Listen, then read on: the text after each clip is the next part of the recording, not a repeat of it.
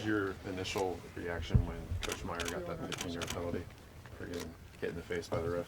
I don't know.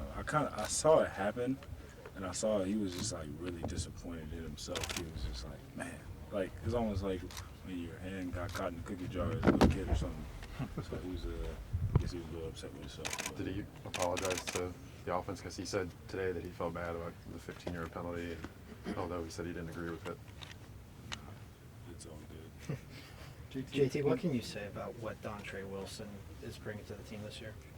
I mean, I think a lot of times, I don't know, we try to, I don't know, it's almost like we overlook one or the other between Dontre and Curtis, but they're the same.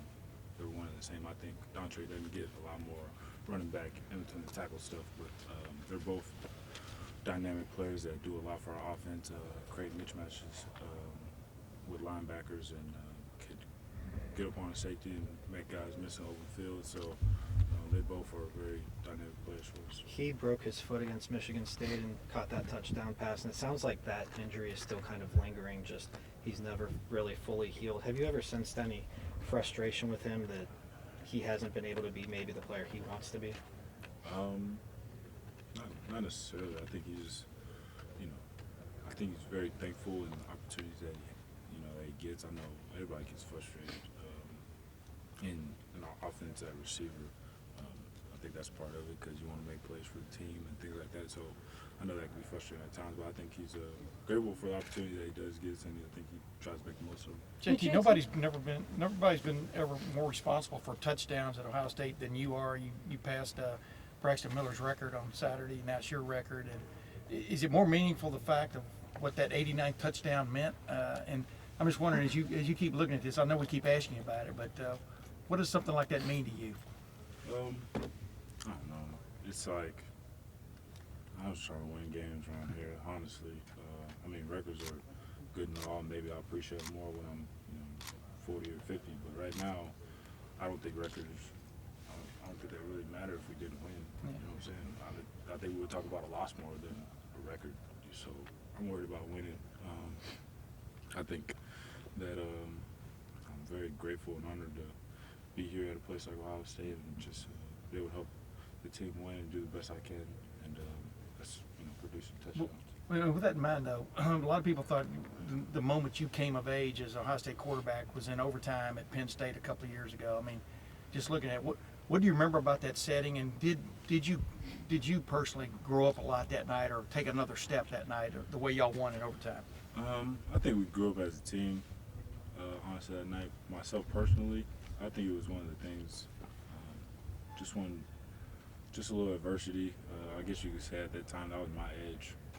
See how far I could go because my knee was hurting, but understanding that I didn't want to come out the game.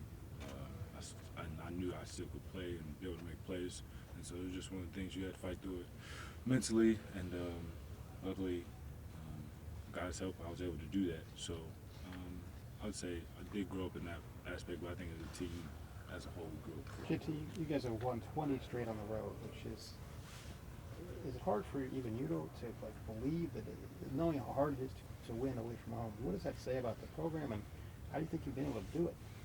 I think it's just preparation, honestly, and then understanding that all the things that we go through in the off season that Coach Mick, I said at the end of the game, I was like, all the things we would kind of get mad at him for, in the off season, man, it's like, oh man, why are you making us do this? Why are you making us do that? But that's the tough times we go through. Then it really comes up when we're on the road. It comes up at home sometimes that you got your family there, you got home crowd to support you and things like that. But on the road, it's just you and 70 other guys, just the boys.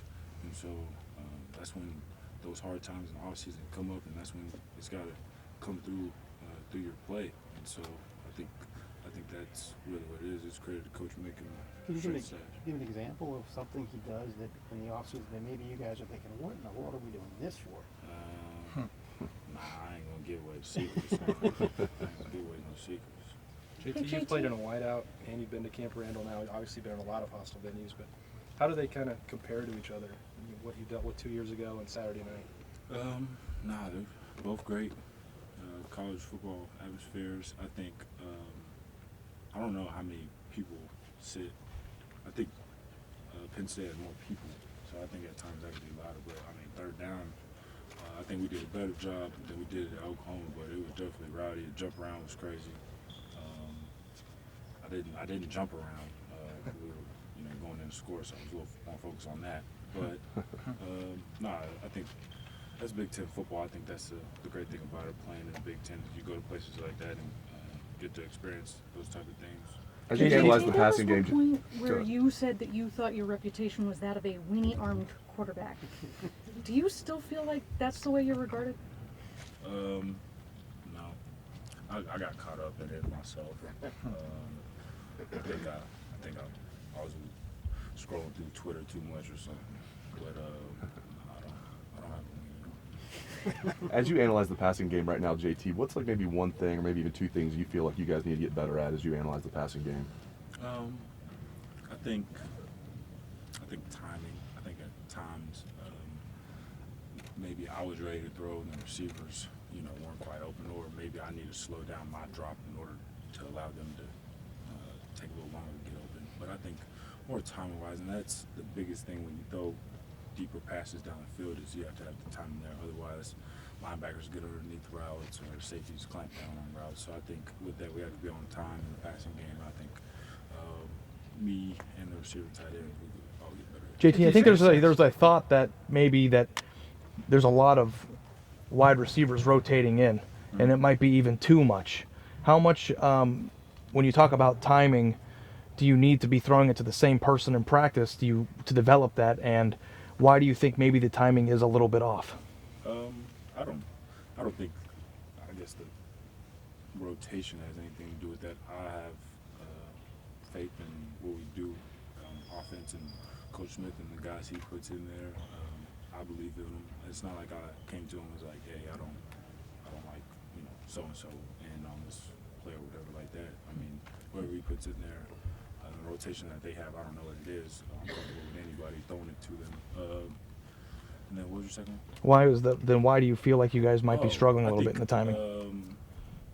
I think part of it, I think it's just on myself. I may be, hurried in my drop, where there was times where I would hitch twice and I would take a drop 3-step and I'll hitch twice, and I didn't feel like, I thought routes were on top of each other or something like that. So maybe I was getting back there too fast, or you know what I'm saying, or it just took a long time developing for them to get open. But we don't 3 and 2 hitch on our offense. It's 3 and 1 hitch and the ball's out, because we don't want to hold the ball in order for the rush to get a hold of it. So I think it's probably more on myself, just taking time in my drop and letting those guys, get downfield. Is there a sense that 2 more questions, folks. Is there a sense that no matter how things are going in the game, that you as the quarterback, you sense y'all as an offense have an answer eventually that you can get to? I mean, is that do you have that in your mind? I mean, I don't know if it's confidence, but I mean, could you speak on that? I mean, because they took away a lot of things from you guys on Saturday,